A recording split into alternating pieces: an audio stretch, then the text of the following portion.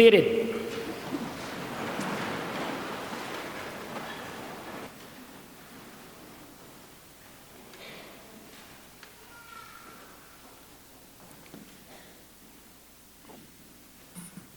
If God is all-loving and all-powerful, then why do we suffer?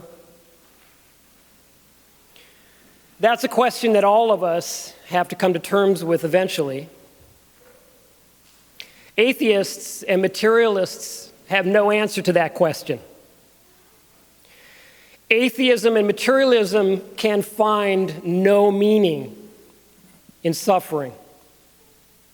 Catholicism, on the other hand, teaches that the answer to the problem of suffering is in the cross of Jesus Christ. In fact, Paul says, "Far be it from me to glory except in the cross of our Lord Jesus Christ, by which the world has been crucified to me, and I to the world." See, for Catholics, suffering is not meaningless. Rather, when our suffering is united to the cross of Jesus, it has redemptive value. Just as Jesus saved souls by dying on the cross, we can save souls by uniting our sufferings to his cross. Jesus told us to take up our crosses daily and follow him. In making this invitation, he's inviting us to offer up our pain and suffering to God in imitation of him. This gives our suffering meaning. It gives our suffering redemptive value. Instead of being meaningless, our struggles help us to grow in faith, help us to grow in holiness, and most importantly of all, our sufferings can be offered up for the salvation of others.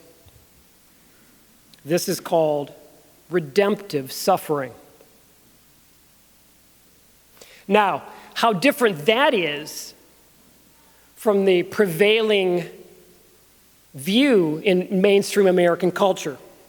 In American culture, evil is considered the highest, suffering is considered the highest evil, and we're encouraged to avoid suffering at all costs. Painkillers are the most prescribed of all medications in the United States. Do you know that 1 out of 6 people are on antidepressants? 1 out of 3 people in 2015 received an opioid prescription. In America, killing an unborn child because it was conceived at an inconvenient time, which means that it will require sacrifice to bring it into the world, that's called women's health.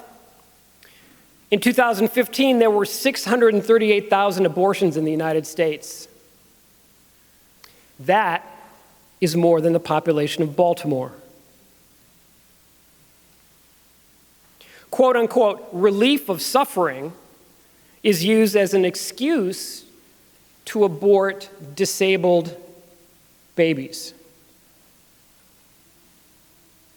And in much of the secular West, pain is regarded as such an evil that even death is considered preferable. And therefore, euthanasia is promoted as a compassionate thing. Do you know that in the Netherlands, which is a little bit further along in promoting euthanasia than we are, in the Netherlands, doctors sometimes euthanize patients against their wishes. A few years ago, there was a nun in Holland who was dying of cancer, and her struggle was painful. Her doctor concluded that the nun's religion prevented her from agreeing to euthanasia, and he did it to her anyway without telling her he was going to do it.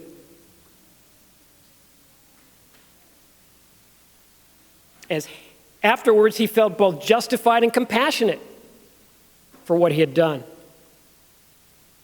Heinous as that sounds, that is an example It's only one example of many of what St. John Paul II called the culture of death. It's here. It can find no meaning in suffering. The only answer it has for suffering is death.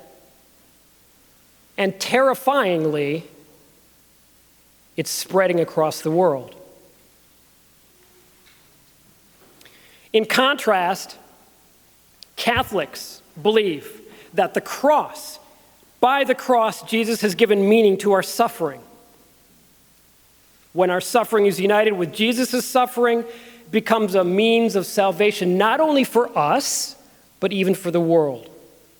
That's why Paul can say, "Far be it from me to glory except in the cross of our Lord Jesus Christ."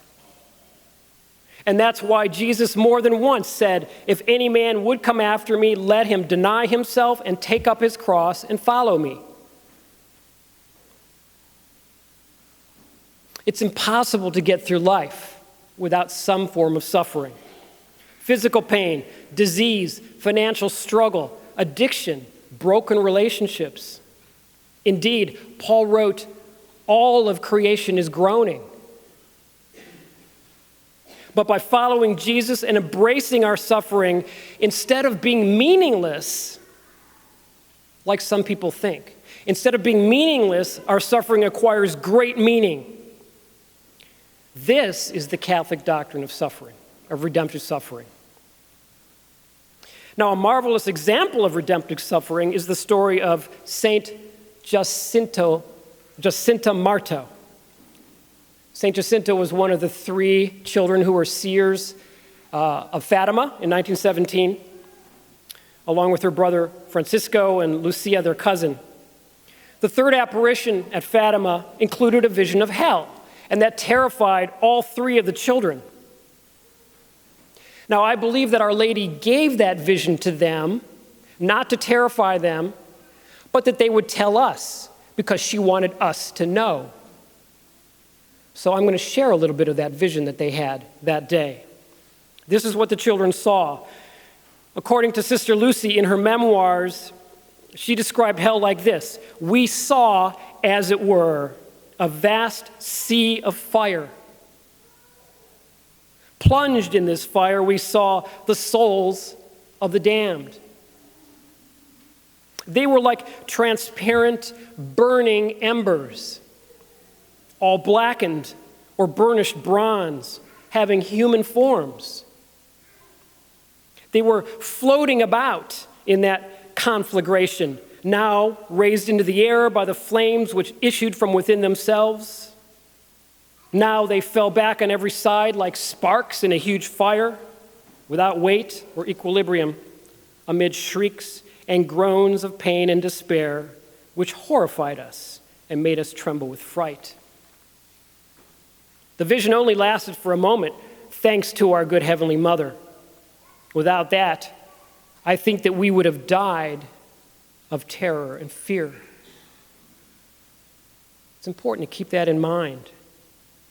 After showing the children this vision, Our Lady said to them, "So many people, so many sinners go to hell because very few people in the world offer sacrifices for their salvation." And then she instructed the children to say rosaries and make sacrifices for the sinners. She instructed them to practice redemptive suffering.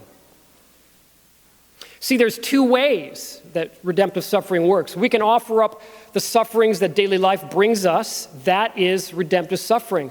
But some people actually take on something extra. Paul said in Romans 12, "Present your bodies as a living sacrifice, holy and acceptable to God, which is your spiritual worship." That's redemptive suffering, presenting our bodies.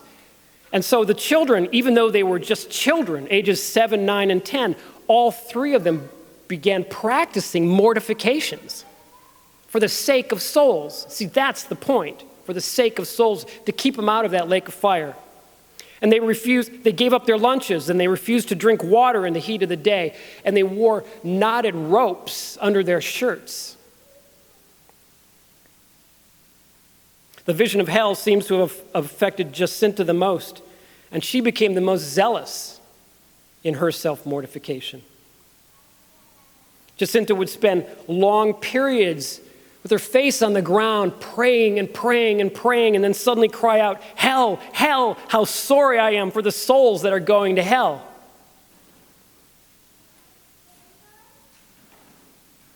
After the last apparition, Our Lady told the children that Jacinta and Francisco would soon go to heaven. And Our Lady asked Jacinta if she wanted to go to heaven right away or if she wanted to suffer some more, to save more souls. And incredibly, Jacinta said she wanted to linger and suffer more to save more souls from that terrible vision. Eventually, she developed pleurisy, endured an operation in which 2 of her ribs were removed, and because of her frailness, they could not use anesthesia. And she went through all that pain and offered it gladly for the sake of souls. That's heroic virtue when she was only 8 years old. By their sufferings, by their steadfast witness about Our Lady, despite ridicule and hardships, the 3 children of Fatima inspired millions and saved millions of souls. So in conclusion, the purpose of the church is to save souls, keep people out of hell, help them get to heaven.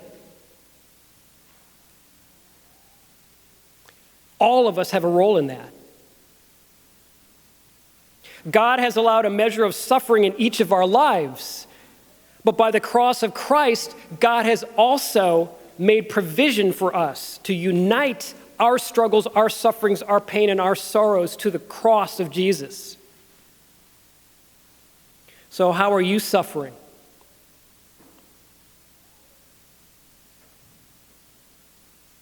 Your suffering is not meaningless. Your suffering has tremendous meaning and power when it's united to the cross of Christ. Just as He suffered to save us, so our sufferings can be offered up to save others. The church calls this redemptive suffering. And I know that redemptive suffering is extremely powerful in God's kingdom because we can see all around us in modern times that Satan has done everything he can to obscure it and discredit it and make us not even know about it. We're addicted to painkillers, euthanasia is on the rise, abortion is rampant, and suffering is considered such an evil that even death is considered preferable. But my friends, the answer to the mystery of suffering is nowhere to be found in the culture of death. Nowhere.